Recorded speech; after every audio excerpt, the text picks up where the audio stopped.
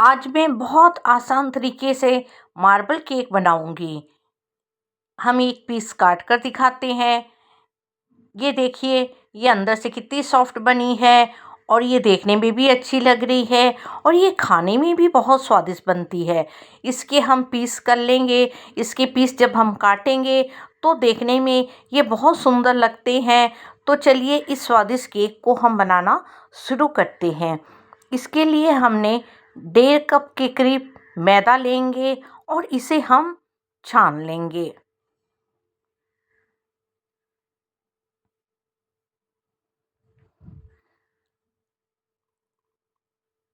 इसके लिए हमने दूध लिया है, तेल लिया है और चीनी को हमने पीस कर रखा है।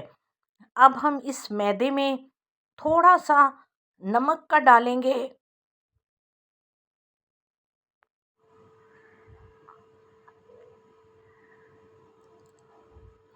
और हम इस पर थोड़ा सा बेकिंग सोडा यानी कि मीठा सोडा डालेंगे और हम बेकिंग पाउडर को डालेंगे कम से कम 1.5 चम्मच भरकर।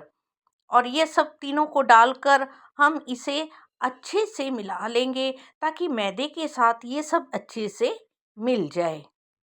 ये अच्छे से मिल गया है, इसे हम एक साइड में रख देंगे। अब हमने जो चीनी पीस कर रखी थी उसे एक प्याले में निकालेंगे। हम हम सारी चीनी ले लेंगे और इसी चीनी के ऊपर हम दूध भी डाल देंगे और तेल भी हम डाल देंगे और ये सबको डालकर हम अच्छे से मिलाएंगे। एक ही बार तेल नहीं डालेंगे, थोड़ा थोड़ा करके हम तेल डालेंगे। हमने 1.5 कप के करीब मैदा लिया है, 1 कप के करीब हमने चीनी ली है और 1 कप के करीब दूध लिया है और आधा कप के करीब हमने तेल लिया है। अब इसे हम थोड़ा थोड़ा कर कर मैदे में डालेंगे और मिलाएंगे।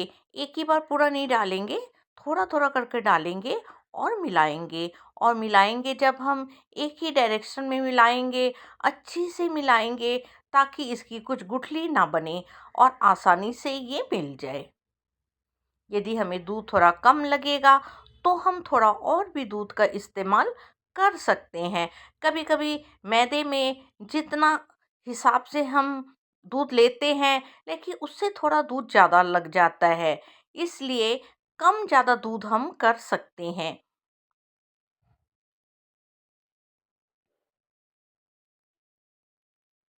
अब हम इस मैटर को अच्छे से मिलाएंगे। दूध हमें थोड़ा कम लग रहा था, इसलिए हमने थोड़ा दूध डाल दिया है। क्योंकि मैदा बहुत मोटा मोटा लग रहा था, इसलिए हमने म- इसमें और दूध मिलाया है। मोटा मोटा यानी कि थोड़ा गाढ़ा लग रहा था। अब हम इस पर 1 चम्मच के करीब वेनिला एसेंस का डालेंगे और वेनिला एसेंस डालने के बाद हम इसे अच्छे से मिलाएंगे। हम इसे 10-15 मिनट तक मैटर को अच्छे से मिलाएंगे और एक ही डायरेक्शन में मिलाएंगे।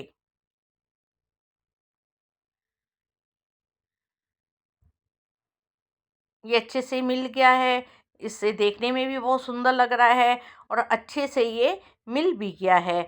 अब हम इसके 2 भाग कर लेंगे, आधा हम दूसरे प्याले में कर लेंगे। अब हम इस पर 1 चम्मच के करीब कोको पाउडर का डालेंगे।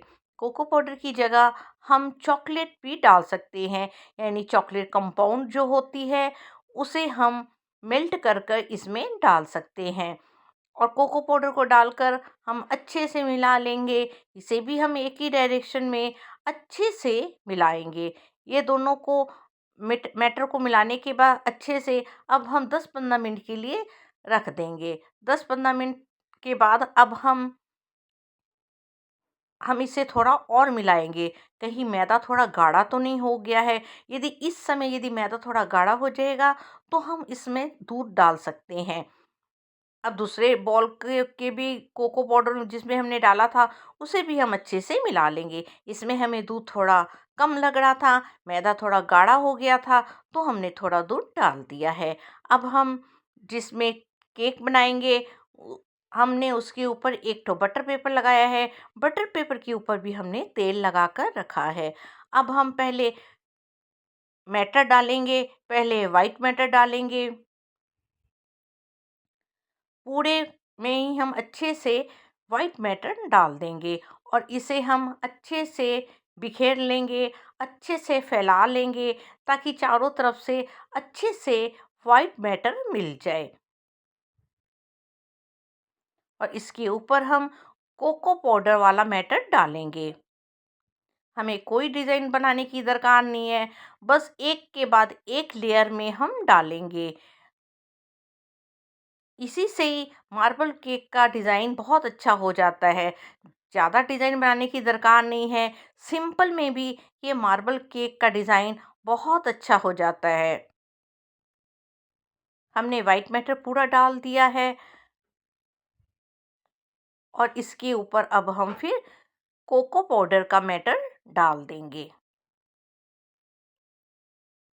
इसे हम अच्छे से फैला देंगे ताकि चारों तरफ से कोको पाउडर का मैटर चले जाए।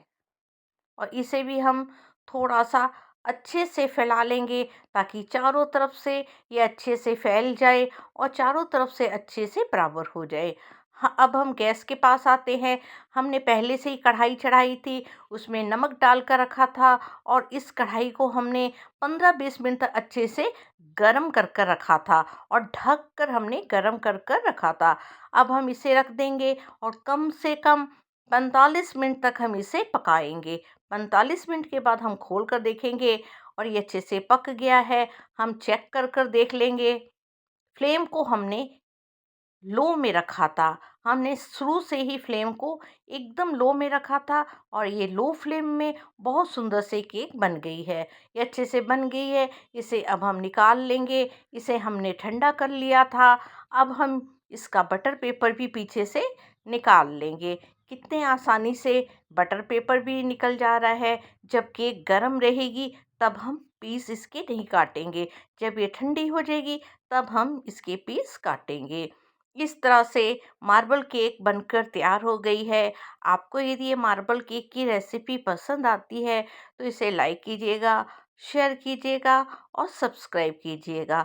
तो अब हम मिलते हैं अपनी एक नई रेसिपी के साथ। धन्यवाद।